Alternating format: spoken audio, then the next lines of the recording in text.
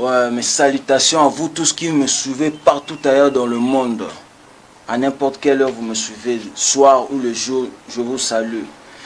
C'est bel et bien votre humble serviteur Axel Sonax Torkos, je dis le Saint-Esprit de la presse Nzambe Nabango. Comme je vous l'avais bien dit, nous sommes en une terre namibienne. En tant que Congolais, nous sommes en 2020, il y a des élections. Pour la communauté congolaise ici, je vous avais bien dit que j'irai partout, chez tous les candidats. Il y a des candidats mais quand n'est pas Nayambaki candidat na bino moro boyebi David Chombe to solo laki mais yandambuski ka ndenge zala. Siko na pas na candidat mo babi candidat ngo makelele le kito bazo lobelela et trop ceci c'est là patati patata mais yemona na lobati omana yeshi pa na ye vetika nde bomona wifi internet mbangu ebele kanenge za ba question na Facebook aneza ba question zo ya rebele babi mutu wana vraiment so ya ma fois so ba question ebele mutu fait panzana est-ce que akoka ba congolais na Namibie déjà ba congolais na RDC président mutu pasi bosko ya Namibie ya lobeza mingi te mino mo boye ba ye mo s'introduire azali ambassadeur de la paix ngane pe na yokaki na ebite so wapi mais e banara. Bonjour, homme de Dieu. On a dit homme de Dieu, bien sûr. Bonjour, homme de Dieu. Bonjour. Ouais, on a peut-être s'introduire juste bref. Merci. Comme on a dit Daniel, c'est facile. On a dit Daniel. Donc, dit Daniel, Naza, ambassadeur de la paix, Naza, apôtre, leader des églises, je peux dire leader de la communauté à l'église, communauté de l'ensemble de rachetés en anglais, Redeem Ministries, partout dans le monde. Je suis le visionnaire et donc, bref, c'est ça. Redeem Ministries, one église, Oyo Kambaka. So, bate be balanda ope ba yebi. Mingi, tout le monde qui je salue le numéro 1 congolais, le président Félix Tshisekedi Tshilombo. Tant ayaki na mboka o tout le monde qui forme salaki osala nani pa na to eba ete to comprendre to sala bras droit na yo beni poseaki moi net kaka to comprendre te. OK, président Tshisekedi déjà président nanga. Tant ayaki on était obligé ya okuyambaye. Alors présent on a Zagolota, on a Lotaka, Azalaka, donc c'est un président que j'aime beaucoup. Et puis Nakokola Nanga, Naza mon IDPS, Nakola na IDPS, partout na Kenya, IDPS c'est qui est parti politique on a na l'idéologie nango. Donc tant président yaki na en tant que membre IDPS, mais na en tant que Congolais. Oyo azo vivre na mboko oyo non c'est bien na yebié non président Félix Moutouni ça yebié donc ce qui n'a pas pembe na ye c'est juste c'est plus que esenga qui n'a pas pembe na ye donc c'est juste ça. OK ti lelo ozara congolais ou comment parce que to yebi ba réalité ya vie à libanda ozara congolais ou comment pour te ba mutu musomo na ata na 4 nationalités to yebiti sikoyo. Donc, nous avons les seuls Congolais qui vivent en Namibie. Ils vivent dans des documents, bon, les Américains, puisque nous sommes aux États-Unis de temps en temps, nous sommes aux Belges, nous sommes aux passeport congolais, je crois passeport congolais, nous avons 8e passeport congolais. Donc, nous avons il en a 8. Donc, de Bebo n'a pas visa. Oui, pas visa, n'a pas visa. Donc, là, voyageur n'a pas visa. Et puis, nous avons un résident en Mboka Moko. Mais, bien sûr, que nous avons un salle en Mboka Moko à Libanda et en Namibie. Mais, toutefois, nous avons Congolais. Oh, OK. Toujours Congolais, tu défends toujours ta patrie. quoi ouais, que ce soit. Un vrai patriote. Un vrai patriote. Donc partout dans Kendaka, au monde dans la terre, des fois, quand le drapeau Congo, partout dans Kendaka, nous défendre patrie nanga et puis ma valeur, culture, puis yambo nanga quoi. Donc je suis congolais. Donc penses-tu un jour rentrer au Congo ou bien servir ta nation au Congo? Attends que tu lelo, moi c'est ngami na okende. Attends que tu lelo, eza dream nanga que la Congo pe na mboka nanga que donc avant o ezara juste avant to kota na sujet na bisoma otongi to bato lo bela mingi élection o ezoya sur la communauté congolaise en terre namibienne bien sûr.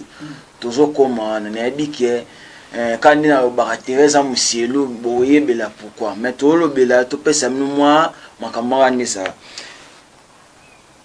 Vous avez dit que vous êtes toujours congolais et vous allez toujours servir votre patrie.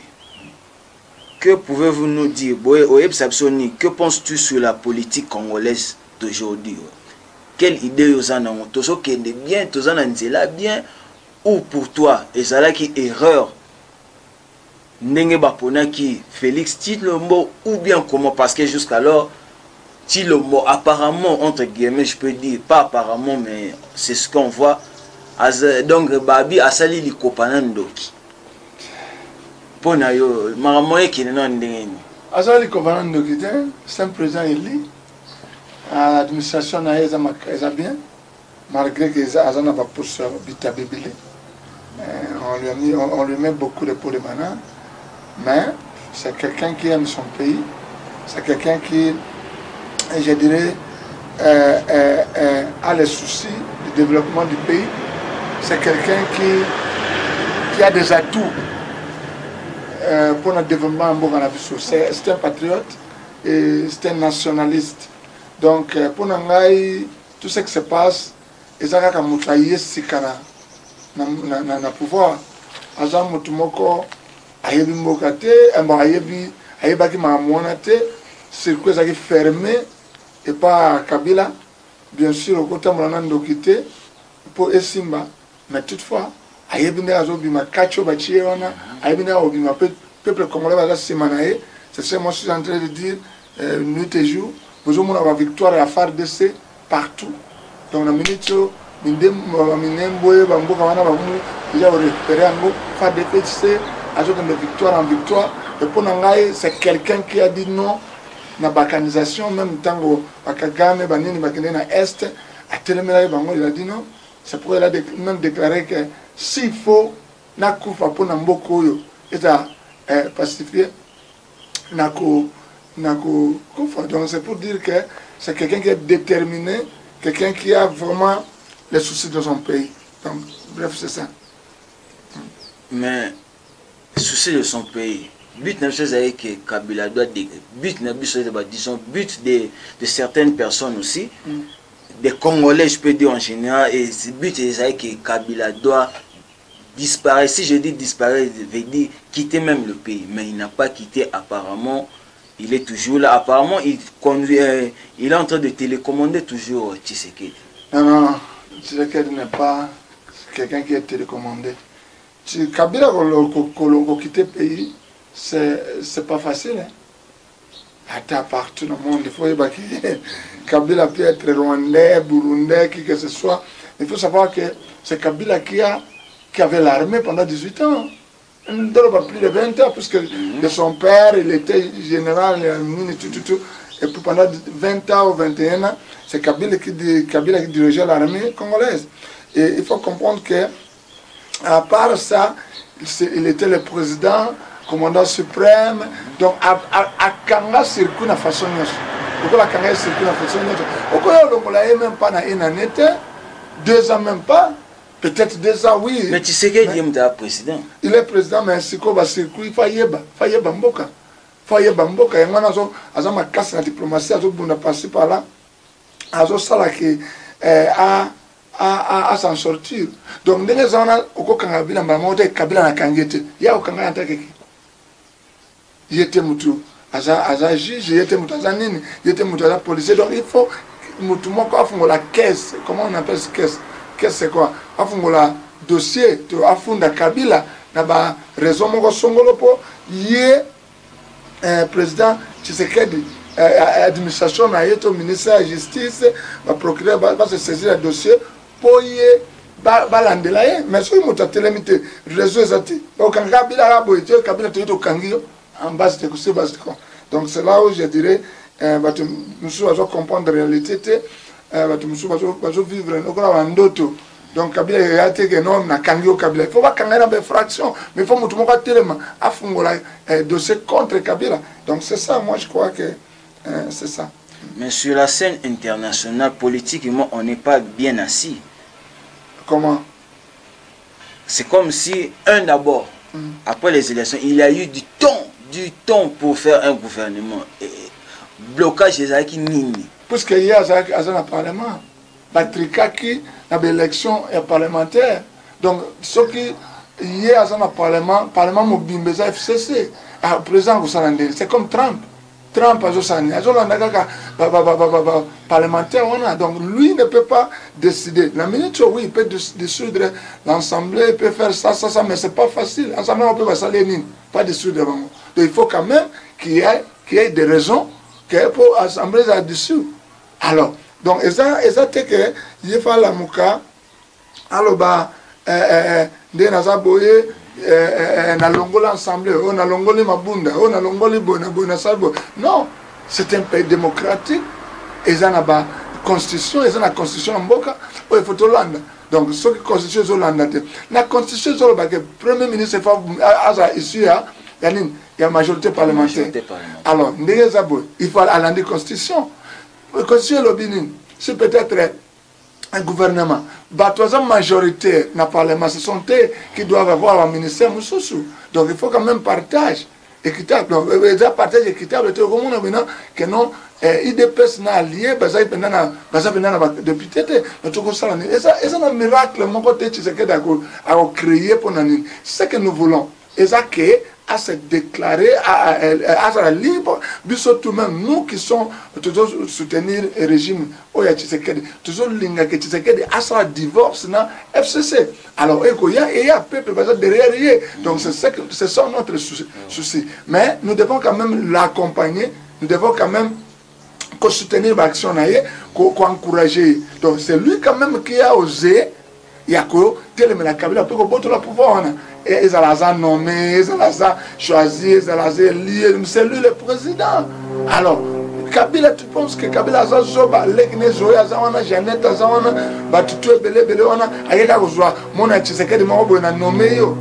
Après ça, il y a Nini, Asale Nini. Donc, Tshisekedi Belé Azosala, Eza Yemoko Azosala, pour Aza président élu. Donc, Kabila a Kokindi. Total, donnons le temps au temps à Kokindi. Donc, ça c'est moi je peux dire. Ah, ok, j'espère que vous avez bien suivi le pasteur Di Daniel, apôtre ambassadeur de la paix, à l'Obiaon. Il a donné son avis. Dans sa position, tous on connaît. Il est derrière le président Félix, qui est le numéro 1 congolais, bien sûr, qui nous représente partout ailleurs dans le monde. C'est bien. Ayaki na Namibie a. En tant que bino, ba tête, ba plié, na kati mboka o. Qu'est-ce que vous avez dit? Oh, c'était qu'est-ce qui s'est passé dans votre rendez-vous, meeting, que je peux dire, vous et l'homme de Dieu, le président Félix. Na président à cause du terre, on a un président partout, Batutu, na solana président de Batutu, ngala solana président, na ndenge que on a kena na chambre hôtel et pas président, le président ya pas nanga, tout na ça rendez-vous mo boyangana e kakate, batozolo ba ebelo ya mambazo ye baté. Donc président aza président basunyoso. Président na biso tango ya yé, tout ça qui ndeni. Bien sûr, nous avons chargé chef de délégation. Nous avons chargé la délégation. Le président, soit déjà le président de la communauté, Bazaki, Kolobaote, Batakoya, au moins dans les 50, 60 mois, j'ai dit, plus de 500, plus de 1000. Je sais que tu sais que Daza aimé Alors, le col Tshisekedi a aimé bateau, bakoya et belé. Alors, na tchaki babis, na bimisa mbongo na poche nanga, na tchaki au moins 6 bis, na tchaki ba voiture privée, na salaki nyoso na toke yamba président honneur nyoso na ambassade tout. Pour mes que tant na solo la na président, na expliquer président réalité toujours vivre. Bateau, makamuni toujours les kanango. Pas ni tout ça nango. Président on a posé ba Congolais ba kota na visa au Philippe nde ba pays musu ba kota. Président on a posé à boy. Président on a posé à boy. Donc to senga ki président makambo belé. Alors makambo to senga ki président au moins que yé quand même akokisa que lelo namibien Congolais comme kota na visa au Philippe ya Namibie visa na frontière. Donc tout na qui est président est-ce qu'il y a une marionnette? Moi je lui ai demandé. Les gens disent que Norma qu'il a dit non. Il a dit non. C'est la toute première fois que à côté na mboka na pouvoir oye aloba ouvertement que yé aza marionnette yé aza ndebazolo bate. Donc il a été élu, il a expliqué pour la toute première fois oye alobaki. Donc batu bayebi que la question na tunaki batu musu akansaki que na tunaki ango pour na plaisir na tunaki ango pour batu tout et ça ba question batu tout ça se demander dans le monde entier et puis batu et si quand na monaki moi mabeza que les gens étaient en train de me pousser na sa président à l'ambassadeur. Moi je suis pas là pour nana que kota na mamba batu ya politique. Moi je suis pas politicien d'abord, je suis un homme de Dieu, église au milieu du village. Moi j'ai parlé de ce qui concerne le peuple congolais. C'est ce qui disait que le peuple congolais a gagné. Donc, vie à l'individualité. Donc, c'est ça. Donc, Misti Minomobo qui est Santa Bara, Rane Masula Neza. Quand mafuta, image za mafuta, oh, zongenga, le tina paradiso.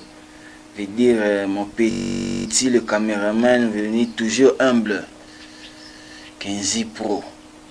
Jeune homme Moroboé, petit Moroboé, ici d'une famille vraiment très humble, famille bénie aussi de la famille Tsombo. Et dit na ba monsieur Oyabino Moboro, Boroye ba belé vraiment sur la famille Tsombo. Torolobea pour moi qu'on a ba tête ya ba masola on azali na mboka ovedi na okende kentina ozwa bango. Et dit tokangi tozonga bantaba na biso wa ndenge na lobela. Bosolo ya na président. Tozwa ki ba image na moneka ndingo zalaki ka net bisoko to boulet to bi oyo le spécial ya Félix Tshisekedi na mongo ba ninu be batu bakantia msu yo ne ambassadeur pour niveau ya ba mataki ta to monaki vraiment eleka ki dose elonga ta pasteur aimé ba minga lobaki ya bi mutu ana vraiment ça na ba vitesse moko vraiment até donc yo vraiment ça do ça de la forêt stratégie et les que belé na mutu donc yo ça la na na mutu ba stratégie belé tala rara ba beninga non ko benda mboka passer mais pour les autres na contribuer ndamo c'est mieux lokana nitokos ba bena na fils ba bino apporter za boy mwana moko akufi ba para za ba moyen te tu ba para ba nano mutu mo bo na boy otanga ba kombo pour na sala plus ça ba tute donc na bi la mo boy na zoya mais elo ni ne senga mi ote baza ni na ata sukala ata nini tia na ebisi secrétaire na ngai Justin oya zolandanga na ebisi que Justin c'est vous allez faire bokende na matanga wana boluye bakiti boluye mamunyoso bobanda kopesa bango bongo ya ti mapa chaque jour. Le premier jour, moi on a ça 2 semaines avant au Kundaï, parce qu'on me soukali, miliki, mon secrétaire et la délégation, un groupe nabiso, comité nabiso, parce qu'on kuna. Alors, le kola ba yoka ki bongo, tant on a yé, na tuni bango, comment on dit, côté chaîne, ça combien? Bongo combien je sais na to kundamana, ça aussi on va parler mon quoi ya et ça y est, 500-600 $ américains. J'ai dit, ok, ça va. Le coup de 5 bongo, na 50 ans d'esprit. Le bon il y a des gens qui ont besoin de bango.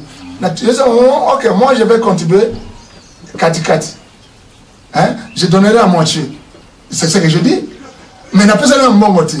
Tant que quelqu'un aïba yoki dédé sur la kunde me mo yoko donc ça que ba paniquer ba que des fois bon on a ba cash loan oh parce que des fois mongo azolenga mais c'est une autre fois mon yebi mutu oh on va boss qui président tika président qui costa mari azona kina zawate asa on football donc on ba ne ba ça boyer bakende fa mbongo $400 akende fa $400 na cash loan apesi ma apesi $400 ayedi ke batu aliaka na kupaza matanga ayedi batu amelaka ayedi ke batu mona wane bembe wane fo balati sabela mbaba tatu tutu na yebo yote nde umoko alobi apesi $400 bayoke futa bona bona entre bango butile lo bazo bunda pona mama $400 ngo il paraît non que n'est pas voyage il paraît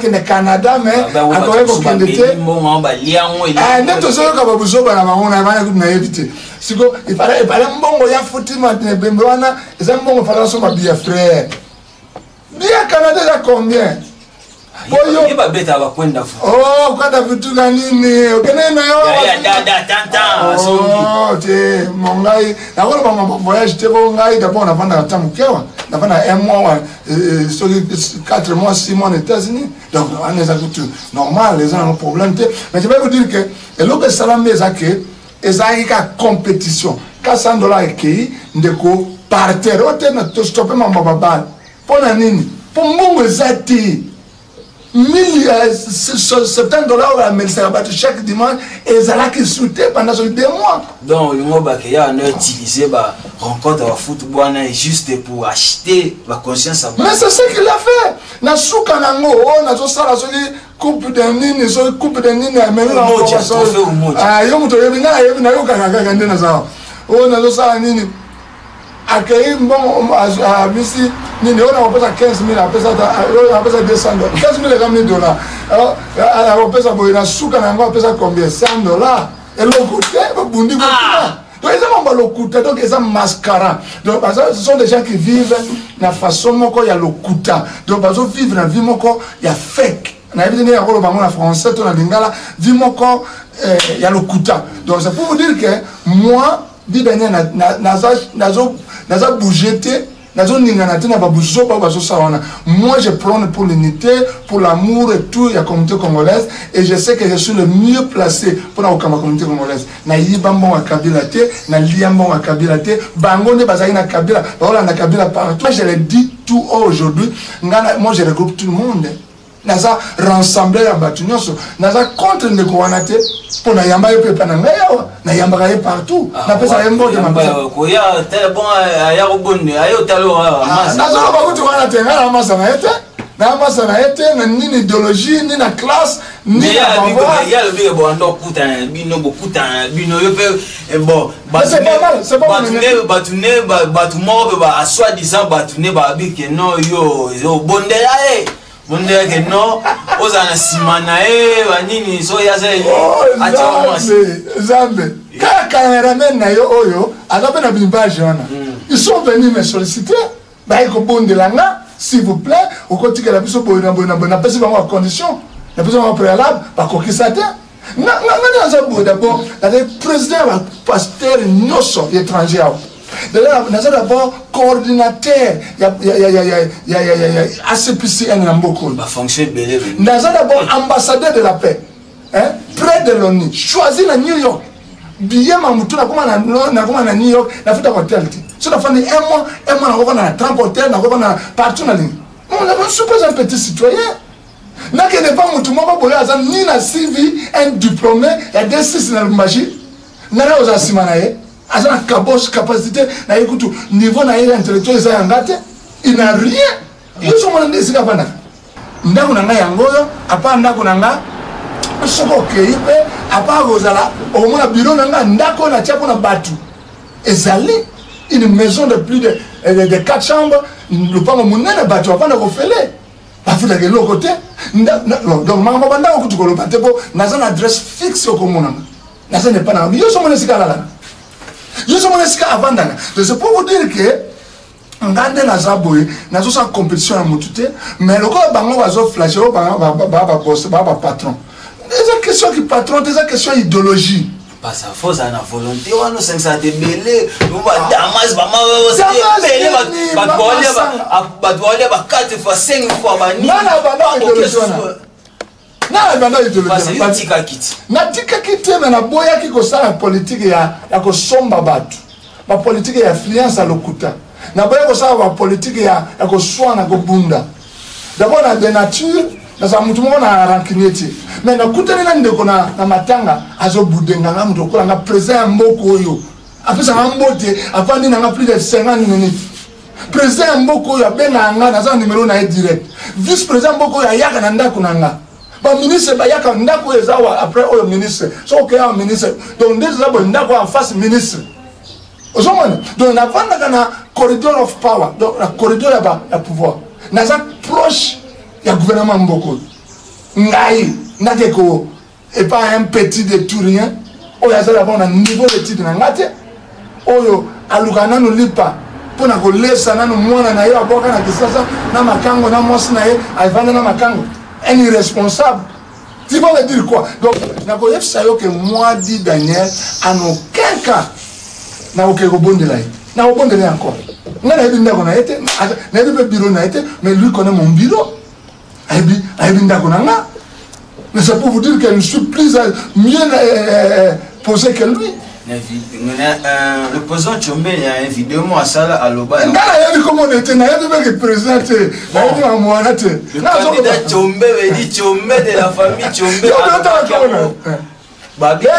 Tchombe va au Congo. Pourquoi ça n'a été? Comment Tchombe? Il y a sa prince. Oh, on a Nazanan. Nazanan. Nation royale. Moi, je suis le petit-fils du chef, du grand chef Kokalumana. Je suis le petit-fils de Lumumba. Ngana na saboye grand chef Koukolo Mame donc l'homme le oya vivant tamulai na mona Congo ko le kaya sati donc ngana na sang royal maman na ngai abota na famille royale donc na boye ko kota kuna preuve zake na mboko yo qui a émergé na niveau ya biso plus que personne nana yebete yalo bakala koka Tchombe bango baloba ya sa mona na président la action photo ya na hagi à la photo zaina oya zaina nioma tango nioma za déjà bana bureau moi j'ai des photos tango il fait que kunya Buhamba azali président ba invité na kutu maman na biso ya za ma belle personnel maman na Christine a même na tie pas président Buhamba na vanda na Buhamba boye na vanda na hage boye na vanda na nioma boye ba président nyoso mboko na vanda na bango. Après ba pub ka ningi sa to songi na bantaba na biso quand na ba image mafuta kitoki mosi 15 pro de la famille Ntsombo bien sûr. Salutations à mon petit Stephen, à Jimmy, je dis maman Tatiana, le papa social petit Jésus, à Boroto pour hippo Binonio sur Yves Dollar, tous les Congolais, on a bossé un combo bolimsanga, vraiment ma Boroto va mettre zongi na mantaba. Basta. Et babi maramo sur le réseau, est-ce qu'on peut avoir Congolais un bon non, Congolais, non, Congolais un peu. N'a pas de Congolais, to bunda, to soana, to lia, to se, to sala tout na ba Congolais. To na pasteur te que maman boye, ba kosanga, non, donc ça pour dire na ba to bunda, to soana, to ça dit to le kana betap moko na mboko na ba Congolais ça bena que to sangelo wa kolia biso tout. To zange sika kolala biso tout. Awa na mboko ba to mbalega na yaka. Ba to ibalega ta utoya. Donc, dans le bata, 4, dans le 2 pasteurs, Willy, les Sabarina, mon bacana, bango, bango, pasteur. Donc, les Congolais, les Congolais, Zico, na papa André, comme maman qui beaucoup. Donc, bango, ni balé, ni balé, na moi, oya zaina moi, ni sana ya muke, Zico zaina moi, grand frère Nangazi, qu'on a, à Greensboro, aux États-Unis, qu'on a pas mbolo, zaina na photo, zaina aux États-Unis, à Greensboro, donc ici qu'on a zalaka na car moko ya BMW 300 série 3 moko boye ya kala na papa André Donc, Batumi balé wana la boule siko moka mobimba comité congolais Batumi balé ande bazana maka. Ndeye ko ya vient ngai Victor. Hein? De Victor. Parce que Yaya Stéphane. Dieu bazana masala ba papa André. Ale groupe là. To bango kaka wana ndezake. Mutaudi côté tel. Il faut que papa André, on doit Victor, on doit Zico pour que joie na rapport. Donc, vieux zara passe de na yebi congolais bien. Congolais pas yebina. Ce qu'on a comité congolais, on se dit à fond, on se dit à grand prêtre, à Moutoumala. Donc c'est pour vous dire que Naïebi Bango, nous avons tout fabriqué. Oh, Bango a fabriqué pour atteindre les mélanga. Pour Bango a voulu que tu te regardes à présent et que ce qu'il y a peu simple, on est au cabinet. Nous ne sommes pas là pour la bambon. Tout ça, on a mangé au salade. Naïdi, attends, mon colombo. D'abord, moi, nous avons Naïebi été. Mais le président actuel.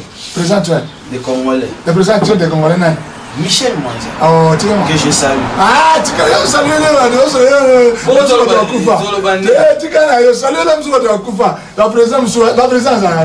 connais la présidence? Alors, la frère, mon papa, Tchaka Wana. Ah, ils ont eu Maïcha, na bango Simbate, na Téléméla Bango, ça fait moins de. Mouta Télémi devant communauté congolaise. Ensemble, tu dois célébrer les 30 juin. Non, à partir de aujourd'hui, nous allons se présenter. D'abord, nous avons été présents par le président. Mais en 2016, le 30 juin 2016. C'est ça la question. Nous avons donc peut-être toujours journaliste. Donc, nous avons présenté. Un président est compétent. Nous avons une opportunité. Oh, Francine Mouyumba a commis moi aussi des séries comme ça. Qui t'a dit que chance à Francine n'a eu? Francine est rwandaise, mais à ce chance n'a eu, a commencé à aller à ce salon. Mais yo, n'a pas eu. Il y a montré un bon jour d'avoir infiltré Belé. Et ce frère n'a eu du à la Congolais. Moga n'a eu yebi. N'a pas eu de la catacombe. Moga n'a eu la catacombe. Vous savez? N'a pas trace. Président. Tu es sûr que frère Wana a sa Congolais. Et Banara. Ah, et Banara, tu sais, Banara, sont les frères infiltrés. Il y a Francine m'a infiltré. Mais là, ce sont ambassadeurs en vite. Nous avons Banaraye, Sikazali. Donc, on a Mamonaye. Donc, par exemple, infiltré par Rwandais, par Rwanda, Ouganda, Burundais, par Ya. Juste pour tout le monde, Swahili, parce que infiltré. C'est fait tout. Ils sont mon appel. Tu es là, le bar, on passe à le bar. On a pas dans le bar, c'est réel. On a besoin de tâter ma question. On a fait un ahead of time. Comité congolais, ni na bureau, ni na file, moko. Ordinateur, basumana batable. Président Momateka, Aliambongo. Et c'est escroquerie. Et c'est escroquerie. Dis bien à tellement parce que ndaku mobimba, ndaku na moko ezaba million. Ndaku bureau yango. Batable tout yango média pour la communauté congolaise. J'ai fait ça et j'ai fait. C'est quoi action na minute je vais te dire une chose. Bonne nouvelle pour la bateau aussi. Mutu nyoso sa réfugié na Namibie. Chaque semaine, on retient au moins 4 bis. Transport sur les 300 rennes. Moi, je vous donne 150 aller-retour, nos Syriens, à partir de mardi. Donc, la présidente. Babi, Teresa Moussielou, maman, au tien à Dieu, au tien à Dieu, donc, je leur donne 4 bis. N'a 4 bis. Aller-retour. Aller-retour. Bonne nouvelle pour. Donc, bonne nouvelle pour la bateau Syrie, tout. Bateau Syrie, n'a pas de boy. Aller-retour nos Syrie 150, 160 rennes. Que n'est pas papi, au comme ça, combo, au que nous faisons. Pour 150, c'est rien. Tout ça, vous avez des binômes. C'est pour faire voir que la initiative est belle pour son comité congolais. Je suis le seul Congolais à défendre le Congo. Dans beaucoup. Tout le monde était Angolais. Je suis le seul Congolais à combattre pour l'ambassade hier. Donc tout ça là, tout. Donc, et là on y a. Mais l'élection pour toi, nos frères, nos soeurs, réfugiés congolais vont voter aussi. Naïe va voter. Ce n'est pas boy, ce n'est pas tout. Ça c'est ni na bango ça là, va boy va réfugié va voter. C'est que l'élection au Salamati. Moi j'ai dit ça. Pourquoi j'ai dit ça? Les États-Unis, nous à Kendaka, chaque fois, nous avons un président congolais la communauté congolaise, ce sont des réfugiés. Regardez, la Belgique, ce sont des réfugiés. Parce que la présidente de la communauté congolaise. Donc, il y a une discrimination sur le vote. Et cette communauté congolaise sont les gens d'origine congolaise. Donc, il va voter. Ça ne serait pas politique. C'est politique. Côté étudiant, quel pas tu fais? Au Salipani, côté étudiant? Non, bon, les étudiants, je les aime bien, ce sont mes jeunes frères. Je suis aussi étudiant. Pourquoi? Parce qu'ils m'ont diabolisé. Tu sais qu'il y a des gens qui racontent de n'importe quoi. Pas bien en attendant.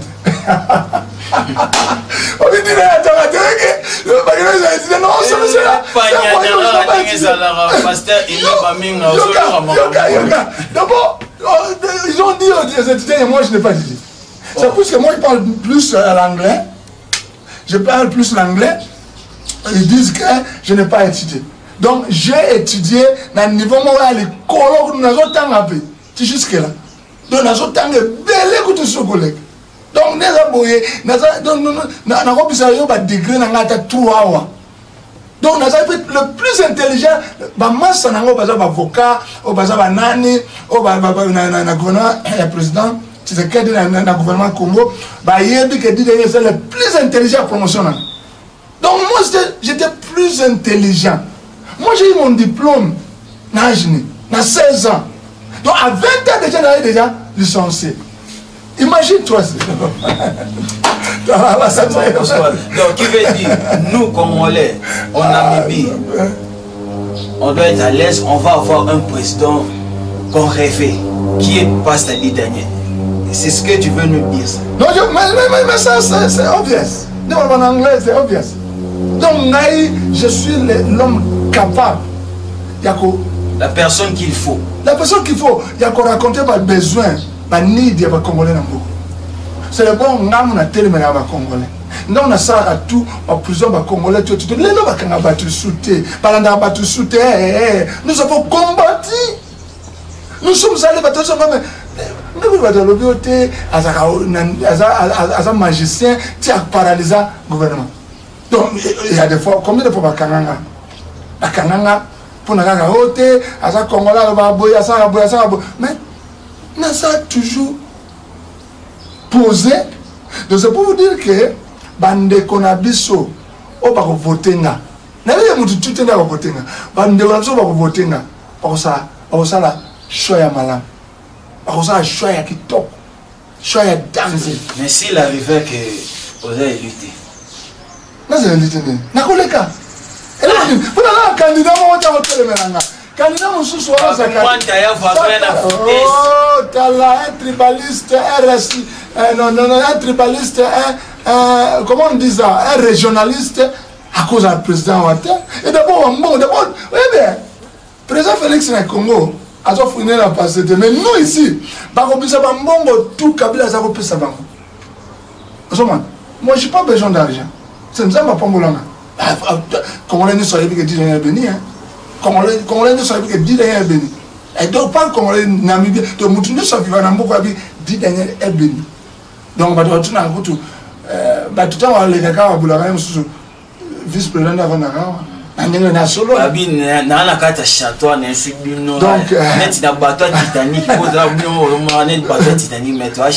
donc, c'est pour vous dire que nous avons une unité, amour entre les Congolais. Nous avons une cohésion, donc harmonie entre les Congolais. Les Congolais sont pour la Naboloko, mais ils sont toujours liés à toujours là. Pendant que nous sommes à Zanginekaka, voilà, $10, $20. Vous comprenez? Il y a belle. Mais c'est pas du tout. Bon, c'est pour vous dire que je suis le candidat. Il y a ça là bien. Quand tu es un pasteur, il y a ça là beauté. Qui veut dire ça? Un prophète, il y a un bel puis un politicien. Mais David a dit ça, un prophète. Hein? Donc David a dit ça, un prophète. C'est pour vous dire que le comité congolais, nous sommes en pleine émission. Je suis en pleine émission et je viens. Le comité congolais, nous sommes bien au secrétaire. Donc, c'est pour vous dire que nous avons combattre pour la cause des Congolais jusqu'au bout. Jusqu'au bout. et puis aussi. Non, ça c'est du même. Est-ce que dimanche à lobby, parce qu'on est samedi, dimanche à lobby, tu as un match? Bon, costume mal à contacter là-dessus. Non, match, ça ne concerne pas. Costume mal. Ok. David Chombe, ça ne concerne pas le. Ok, là vous parlez. Ça c'est un match. Voilà ton mot sur là, you are talking as the in English. Donc, na kocha ba bis ofele, ko kenina ko zonga. Et je vous assure du secret. Problème est à la nini. Cause tout ça quand même honnête. Quand c'est regarde en face, tout le banana 4 vérités. Problème est que moi j'ai dit dans la réunion que je n'achèterai jamais de bière aux Congolais. Jamais, j'ai dit jamais. Et puis la sombre à Congolais m'a sangaté. Nazana mbongo ya sombre comme ça va te sangaté pour la économie là qui ça. Non, nazana muta ba tapage. Si j'étais muta ba tapage, je pouvais le faire. Mais nazana un homme humble. Nazana humble, très simple. Donc, là qu'on a le bas, on a des dit Daniel à monter mon mabé. Comment on se peut ma sangaté? J'ai vu surtout le roi chrétien. Pour vous voir bon aboyer. À ça, vantar, vantar pour la cause. C'est un vantar. Banangaï. Bah, il va dire que tu t'es. Mais bah, ça va prêtre. Moi, on a dit bosso. D'abord, on est bien. Petit naïo. Félix. Vous en demandez. Donc, ah, petit nangaï, moi, aujourd'hui, moi, nangaï, on a dit Daniel. Pas de la logique. La logique, ce sont des enfants polis, par respect à Batunios. N'a dit Daniel, n'a l'obaka ra, n'a bimaka, n'a robimananga, n'a vaninanga, peut-être n'a omona, mais sur les camouflages, n'a ti oyoboy. Sur les inventaires, n'a n'a que ça va transi congolais, on a besoin de la prison. Sur les inventaires, n'a n'a que ça va tout. Les fantômes qui va bi garage, non. Tondi ça va canner. J'ai pris les 30 voitures. Ça, c'est connu de tout le monde.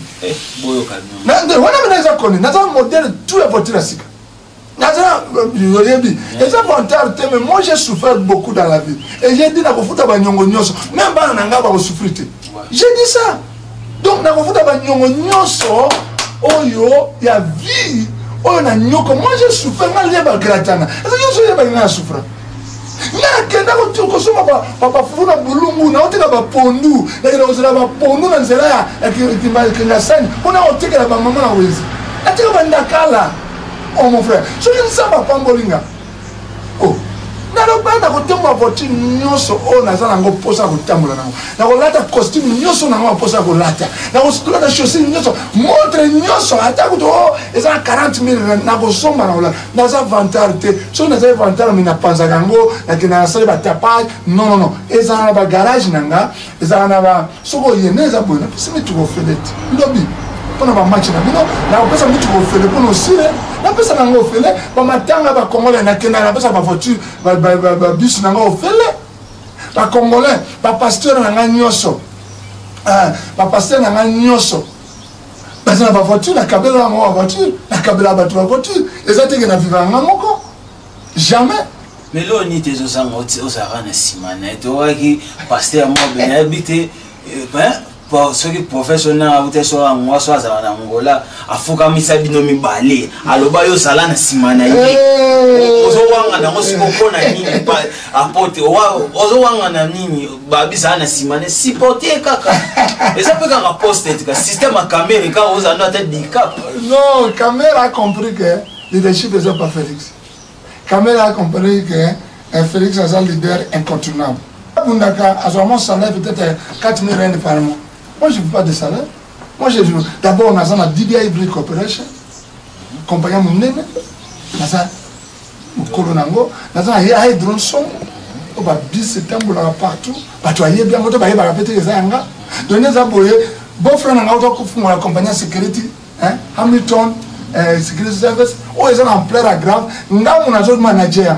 Et à part ça, nous n'avons pas au niveau de l'église. J'ai des églises partout. Mais, na vivra plus na business na sala. Moi je suis un entrepreneur na beaucoup. Donc nous avons 3 compagnies. Il y a minene, à part 3 compagnies minene, nous avons une compagnie on va dire managing director MD. Oh il y a beau frère on va à Londres, hein, ou de Kalaté, nous avons 3 compagnies de transport, oh il y a pas track que le machine. Mais personne ne sait ça. Donc nous avons tout que na kokelela te mutu moko te soki vantard ezalaki mbele bato na exposa yango les gens m'accusent mpo na nini naza mutu nasalaka batapage te na bamasanga te na baclub baboite te alors naboya diamba na lingi yango ti siko bato batelemelanga tala bango ka bato oyebi kaka système mais les gens responsables ils sont tous derrière moi. Ok, ce n'est qu'une partie de plus n'est-ce que l'élection ça marque comme ça oui na moment tu n'as ça au ciel boyo qui bo Santa Bara homme de bien le bien ambassadeur de la paix père de la nation boyo qui est to sola to photo que notamment mais c'est belé ba vient na biso vient chompa ba na besoin ba visite ba c'est belé photo que donc à me l'église peut côté le samedi face à na ba jeune face à na boy na peut so nzambe to kati na katikati bo e balanga on to e balanga ko la pambola pe the messenger of good news apambola l'église a passé Kadi va passer comme les nyonso chrétien bénisse va passer Zaïe no sire va frère Arthur no sire va tout va papa Rocky no sire bana na ngatu na monde entier chrétien vous bénisse. Et c'est votre humble serviteur, apôtre Daniel, et je crois au coup à la prochaine. Tokos veut dire Tokos, Saint-Esprit de la presse, nous amène à Bango. Toujours continuer. Kevin. 15 beaux, Kevin qui n'avait dit. Image de Félix Nsombo, moi, on a des bossos. Chance, Kolapamolaye, Chance Isidore, Kolapamolayo, Kolapamolape, moi, on a il y a moi aussi, au Congo, Giovanni.